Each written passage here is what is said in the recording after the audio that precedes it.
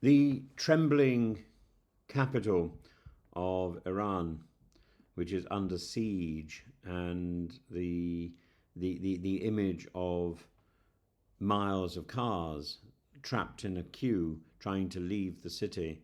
This isn't an abstract policy debate or a theoretical forecast. It's a trembling vision that looks something like Dante's Hell, a city of more than 10 million people now suspended between survival and annihilation, between authoritarianism and the abyss, between the thundering of Israeli airstrikes and the silence of global diplomacy. In the past 5 days, Tehran has not slept. Fuel stations are choked with queues, bakeries with panic buyers, roads jammed, not with commuters but with families fleeing, and yet most have nowhere to go. Explosions tear through neighborhoods, car bombs, missile strikes, drone shadows over apartment blocks. The Israeli military claims aerial superiority over the Iranian capital. It's a staggering phase. Tehran's sky is no longer their own. There are no sirens, no shelters, no warning systems, just orange skies, shattered water pipelines, burning TV studios, and a population told to flee by Donald Trump by 3 a.m., as if 10 million people could vanish on command. What future does Tehran face? The regime is discredited but not destroyed. Young Iranians loathe the Islamic Republic, but they don't wish to see their capital reduced to the ashes of Gaza or the chaos of Aleppo. We don't want Israel to save us, she says.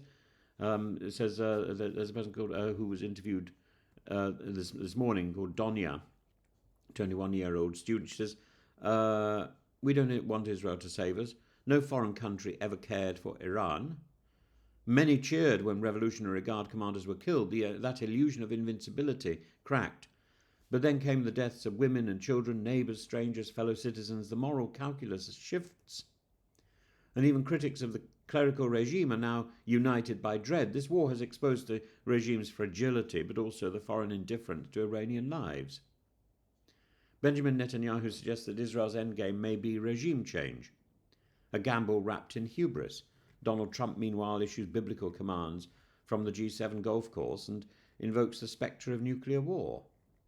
Both men, one claiming the skies, the other claiming the headlines, speak with frightening confidence about a country they don't understand.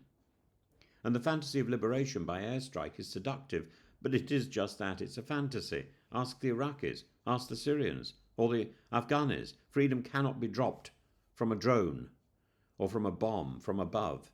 Tehran is emotionally shattered. Families are split, but not just physically, but ideologically. Some pray for the fall of the regime, others accuse their neighbours of cheering foreign bombs.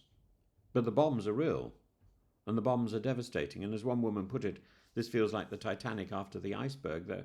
Some are trying to escape, others pretend nothing is wrong, some are still dancing. Meanwhile, young people stash water, bandages, and hope into emergency bags.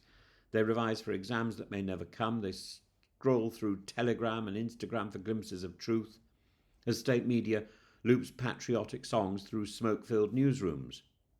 The future of Tehran depends on what happens in the next few days, and on whether the world learns to see Iran not as a regime or a threat, but as a civilization. This is not just about the enrichment levels in Natanz or airspace over the Nagros Mountains. It's about people trying to live between tyrants at home and liberators with bombs abroad. Tehran's future cannot be secured by firepower, nor by slogans shouted at the G7. It must come from within, guided not by martyrdom or missiles, but by memory, reform, and the painful necessary birth of an Iran that can face both East and West with dignity.